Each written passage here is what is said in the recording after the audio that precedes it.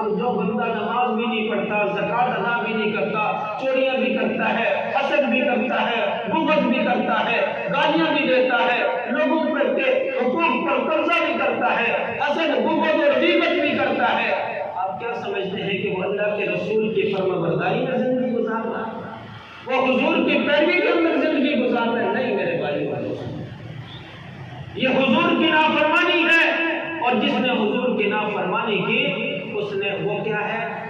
وہ ایسے ہے جیسا کہ اللہ کے نبی صلی اللہ علیہ وسلم کا انکار کیا۔ اب ہم نے دیکھنا یہ ہے کہ انکار کرنے والے کی نشانی کیا ہے، انکار کرنے والے کی نشانیاں کیا ہے؟ انکار کرنے والے کی نشانی یہ ہے کہ جو کام حضور نے کیے ہیں ان سے منہ موڑ لینا، چوری میں مبتلا ہو جانا، جھوٹ کے اندر، فریب کے اندر، رشوت لینی ہے، دینی ہے، سود کھانا بھی ہے، دوسروں کو بھی کھلانا ہے، والدین کی نافرمانی بھی کرنی ہے، بہن اور بیٹی کے حقوق پر قبضہ بھی کرنا ہے، حق کھا جانا ہے، رشتہ داروں کے ساتھ اچھا سلوک نہیں ہے، پڑوسیوں کے ساتھ اچھا سلوک نہیں ہے، دوست احباب کے ساتھ اچھا سلوک نہیں ہے، یہ وہ نشانیاں ہیں کہ حضور کی نافرمانی کی نشانیاں ہیں۔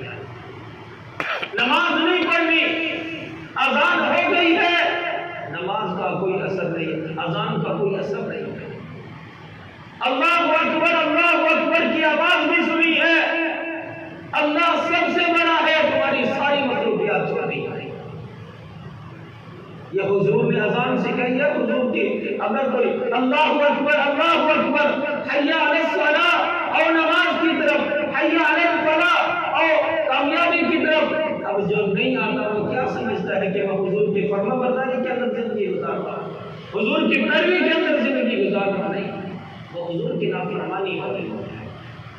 اس لیے اللہ تبارک و تعالی نے کیا فرمایا کہ جو لوگ آپ صلی اللہ علیہ وسلم کی پیروی نہیں کرتے، فرمایا کہ فَلْيَحْذَرِ الَّذِينَ يُخَالِفُونَ عَنْ أَمْرِهِ أَن تُصِيبَهُمْ فِتْنَةٌ أَوْ يُصِيبَهُمْ عَذَابٌ أَلِيمٌ۔ فرمایا کہ جو لوگ میرے نبی کی اطاعت نہیں کرتے، میرے نبی کی پیروی نہیں کرتے، اللہ نے فرمایا کہ میں ان کو دنیا کے اندر فتنوں کے اندر مبتلا کر دیتا ہوں، فتنوں کے اندر مبتلا کر دیتا ہوں، دنیا کے اندر فتنوں کے اندر مبتلا کر دیتا ہوں، اور عذاب علیم، اور آخرت کے اندر ایسے نافرمانوں کو اللہ نے فرمایا کہ دردناک عذاب کے اندر مبتلا کروں گا، دنیا کے اندر فتنوں میں اور آخرت کے اندر دردناک عذاب کے۔ ہم اپنی مرضی کی زندگی تو نہیں گزار سکتے، ہم اپنی مرضی کا کاروبار نہیں کر سکتے، ہم اپنی مرضی کی دکانداری نہیں کر سکتے، ہم اپنی مرضی کی نماز نہیں پڑھ سکتے۔ ہماری مرضی کیا ہے؟ ہماری مرضی یہ ہے کہ بس جلدی جلدی آئیں اور جلدی جلدی رکوع اور سجدے کر کے بھاگنے کی کوشش کریں، یہ ہماری مرضی نہیں چلے گی۔ وہ ایک شخص تھا جو اپنی مرضی کر رہا تھا، آیا جلدی جلدی نماز پڑھ کے واپس جانے لگا، اللہ کے نبی صلی اللہ علیہ وسلم نے فرمایا کہ ادھر آؤ، تمہاری نماز ہی نہیں ہے، اپنی مرضی نہیں چل رہی ہے۔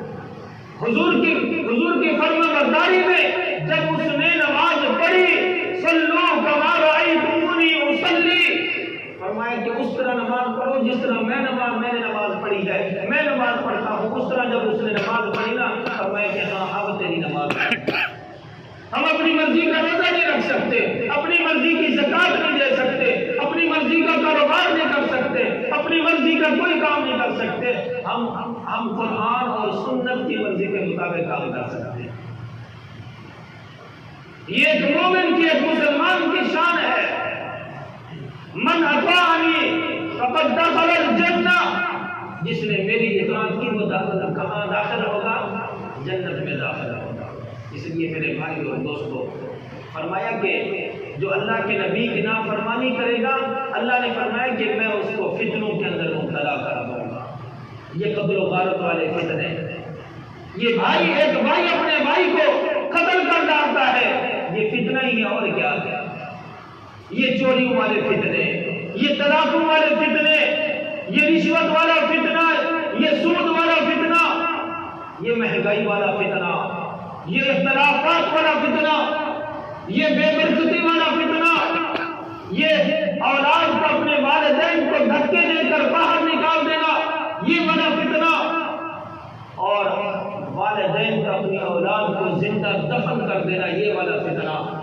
ایک باپ اپنی بیٹی کو گولیوں سے دھو ڈالتا ہے، نہر کے اندر پھینک دیتا ہے، یہ والا فتنہ۔ یہ فتنے ہی ہیں جو ہمیں پتہ نہیں چل رہا ہے۔ یہ مہنگائی والا بھی بہت بڑا فتنہ ہے ہمارے لیے۔ اللہ نے فرمایا کہ جو میرے محبوب کی پیروی نہیں کرے گا نا، میں دنیا کے اندر ایسے ہی فتنوں کے اندر پھر مبتلا کروں گا۔ او عذاب علیم، یہ تو فتنہ جو ہے یہ دنیا کا عذاب ہے، آخرت کا عذاب تو پھر دردناک پڑا ہے۔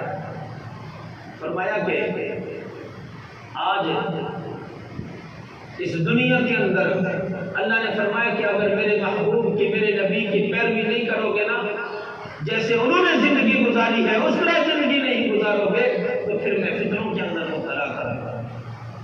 آج تھانے اور کچہریاں بھری پڑی ہیں، وہ آباد ہے، آج مسجدیں ویران ہے، یہ والا فتنہ، یہ فتنہ ہی ہے۔ اس لیے فرمایا کہ بھائیو اور دوستو، اگر فتنوں سے بچنا چاہتے ہیں تو پھر اس کا ایک ہی حل ہے کہ محمد رسول اللہ صلی اللہ علیہ وسلم کی پیروی میں آ جائیں۔ بھائیو، جس نے آپ صلی اللہ علیہ وسلم کی نافرمانی کی، دراصل اس نے اللہ کی نافرمانی کی، اور جس نے اللہ کی نافرمانی کی تو پھر اس کا حشر کیا ہوگا۔ فرمایا کہ فَلْيَحْذَرِ الَّذِينَ يُخَالِفُونَ عَنْ أَمْرِهِ أَن تُصِيبَهُمْ فِتْنَةٌ أَوْ يُصِيبَهُمْ عَذَابٌ أَلِيمٌ۔ جو بھی اللہ کے نبی کی پیروی نہیں کرے گا، نافرمانی کرے گا، وہ اللہ کے عذاب سے نہیں بچ سکتا، چاہے جتنا بڑا طاقتور ہو، چاہے جتنا بڑا عہدے اور منصب والا ہو، جتنے زیادہ مال و دولت والا ہو، اگر وہ اللہ کے نبی کا نافرمان ہے تو اللہ کے عذاب سے، اللہ کی گرفت سے نہیں بچ سکتا۔ فَلْيَحْذَرِ الَّذِينَ يُخَالِفُونَ عَنْ أَمْرِهِ أَن تُصِيبَهُمْ فِتْنَةٌ، وہ اللہ کی گرفت سے، اللہ کے عذاب سے نہیں بچ سکتا۔ دنیا کا عذاب فتنہ ہے، آخرت کا عذاب جو ہے وہ دردناک عذاب ہے۔ بھائیو اور دوستو، حضرت نوح علیہ السلام کا بیٹا بچ سکا؟ نہیں بچ سکا۔ وہ اللہ کے نبی کا اپنے باپ کا نافرمان تھا۔ حضرت نوح علیہ السلام کا بیٹا کنعان جس کا نام ہے، وہ اللہ کے اپنے باپ حضرت نوح علیہ السلام کا نافرمان تھا، پیروی میں نہیں آیا، ایمان نہ لایا۔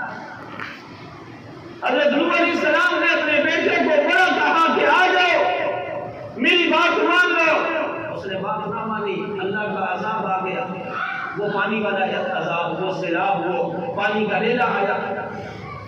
حضرت نوح علیہ السلام نے پھر بھی بلایا، یا بنی ارکب معنا، اے میرے پیارے بیٹے ہمارے ساتھ آ جاؤ، اس کشتی پر سوار ہو جاؤ، بچ جاؤ گے، ابھی بھی وقت ہے۔ اس نے کیا کہا؟ اِلَى جَبَلٍ يَعْصِمُنِي مِنَ الْمَاءِ، میں تو اس پہاڑ پر چڑھ جاؤں گا، پانی سے بچ جاؤں گا۔ نہیں میرے بھائی اور دوستو، ایک باپ ایک وقت کا نبی اپنے بیٹے کو بلا رہا ہے کہ میری فرما برداری میں آ جاؤ، میری پیروی میں آ جاؤ، بچ جاؤ گے، اللہ کے عذاب سے بھی بچ جاؤ گے۔ وَحَالَ بَيْنَهُمَا الْمَوْجُ فَكَانَ مِنَ الْمُغْرَقِينَ، اللہ نے فرمایا کہ اللہ کے نبی کی اور اس نافرمان کی آپس میں باتیں چل رہی تھی، پانی کا ایک ریلا آیا، ایک موج آئی، اللہ نے اس کو غرق کر کے رکھ دیا۔ کس لیے؟ کہ وہ اللہ کے نبی کا نافرمان تھا، وہ اللہ کے نبی کا نافرمان تھا۔ 950 سال یا اس سے بھی زیادہ عرصہ اللہ کے دین کا کام کرنے والا وقت کا نبی اپنے بیٹے کو اللہ کے عذاب سے نہ بچا سکا۔ وجہ کیا تھی؟ کہ وہ اللہ کے نبی کا نافرمان تھا۔ حضرت ابراہیم علیہ السلام جنہوں نے اپنی ساری زندگی اللہ کی آزمائش اور امتحانوں کے اندر گزاری، وہ بھی اپنے باپ کو نہ بچا سکا۔ وجہ کیا تھی؟ کہ باپ اپنے بیٹے یعنی وقت کے نبی کا نافرمان تھا۔ حضرت نوح علیہ السلام، حضرت لوط علیہ السلام کی بیوی بھی اللہ کے عذاب سے نہ بچ سکی، وجہ کیا تھی؟ کہ وہ بھی وقت کے نبی کی نافرمان تھا۔ ابو لہب آپ صلی اللہ علیہ وسلم کا چچا تھا نا، لیکن آپ صلی اللہ علیہ وسلم کا نافرمان تھا، ایمان نہیں لایا، چچا تھا۔ اللہ رشتوں کو نہیں دیکھتا، اللہ صرف یہ دیکھتا ہے کہ یہ میرے محبوب کا، میرے نبی کا فرما بردار ہے یا نہیں ہے، میرے محبوب کی پیروی کرنے والا ہے یا نہیں ہے۔ یہ نہیں دیکھتا اللہ کہ یہ اس کا چچا ہے، یہ اس کا باپ ہے، یہ اس کی بیوی ہے، یہ اس کا بیٹا ہے۔ اللہ نے صرف یہ دیکھنا ہے کہ میرے محبوب کا، میرے نبی کا فرما بردار ہے یا نہیں ہے۔ ابو لہب آپ صلی اللہ علیہ وسلم کا چچا ہے، لیکن آپ صلی اللہ علیہ وسلم کی پیروی میں نہیں آیا۔ اللہ نے فرمایا کہ تبت یدا ابی لہب وتب ما اغنی عنہ مالہ وما کسب سیصلی نارا ذات لہب۔ ٹوٹ گئے، تباہ ہو گیا ابو لہب، اس کے اور وہ خود تباہ ہو گیا، تباہ و برباد ہو گیا۔ ما اغنی عنہ مالہ وما کسب، اس کا مال بھی اس کے کچھ کام نہ آیا، اور جو کچھ اس کی کمائی تھی اس کے کچھ کام نہ آیا۔ سیصلی نارا ذات لہب، ان قریب وہ اللہ کی بھڑکائی ہوئی، اللہ کی جلائی ہوئی آگ کے اندر ڈالا جائے۔ وجہ کیا ہے؟ کہ وہ اللہ کے نبی کا نافرمان ہے، اللہ کے نبی کی نافرمان، اللہ کے نبی کی بات نہیں مانی، پیروی میں نہیں آیا، ایمان نہیں لایا، طاعون کی بیماری کے اندر مبتلا ہو گیا، بالآخر مر گیا۔ تاریخ کے اندر آتا ہے کہ 3 دن اس کی لاش پڑی رہی، اس کے قریب کوئی نہیں جانے والا تھا، بدبو آنے لگی اور کوئی قریب نہیں گیا، اور بالآخر اس کے لڑکوں نے دور سے کھڑے ہو کر پتھر پھینک کر، مٹی پھینک کر اس کو دفن کیا۔ یہ اللہ کے نبی کی اللہ کے نبی کا جو نافرمان ہوتا ہے، اللہ نے اس کا حشر بتایا۔ اس لیے میرے بھائی اور دوستو، شاید آج ہمارے حالات کی وجہ بھی یہی ہے۔ آج یہ ہر طرف یہ قتل و غارت ہے، بدامنی ہے، آج بھائی بھائی کے نہیں ہے، اولاد والدین کی نہیں ہے، والدین اولاد کی نہیں ہے۔ وجہ یہی ہے، قرآن اور سنت سے دوری ہے، دین سے دوری ہے، قرآن پر عمل نہیں ہے، اور محمد رسول اللہ صلی اللہ علیہ وسلم کی پیروی نہیں کر رہے، اس لیے آج ہمارے حالات ایسے ہو گئے۔ قل ان کنتم تحبون اللہ فاتبعونی یحببکم اللہ ویغفر لکم ذنوبکم۔ اللہ نے فرمایا کہ اے محمد صلی اللہ علیہ وسلم اپنی امت سے کہہ دیجئے، ان کنتم تحبون اللہ، ان لوگوں سے کہہ دیجئے اگر تم اللہ سے محبت کرنا چاہتے ہو، اگر تم یہ کرنا چاہتے ہو کہ میری محبت اللہ سے ہو جائے، اللہ مجھ سے محبت کرے، پھر اس کا ایک ہی حل ہے، فاتبعونی، محمد رسول اللہ صلی اللہ علیہ وسلم کی پیروی میں آ جاؤ، یحببکم اللہ، اللہ تم سے محبت کرے گا، صرف محبت نہیں کرے گا، ویغفر لکم ذنوبکم، اور تمہارے گناہوں کو بھی معاف کر دے گا۔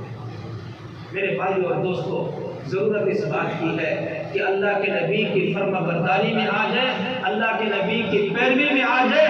لقد کان لکم فی رسول اللہ اسوۃ حسنہ پر عمل کر لے تو پھر دیکھیں اس دنیا کے اندر بھی کامیابی ملے گی اور آخرت میں بھی کامیابی ملے گی۔ اللہ سے دعا ہے اللہ ہم سب کو عمل کی توفیق عطا فرمائے۔